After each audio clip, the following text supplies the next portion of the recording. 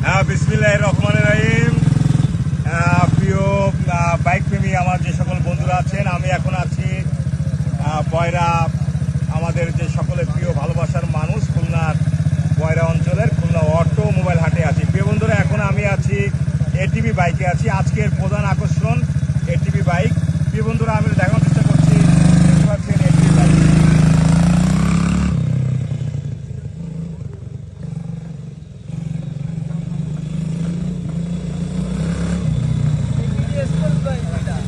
চমৎকার কন্ডিশনের এই ধরনের বাইক আসলে আমাদের এই হাটে আসলে বিরল। আমাদের খুলনা অঞ্চলের জন্য, মানুষের জন্য এই ধরনের বাইক আসলে বিরল।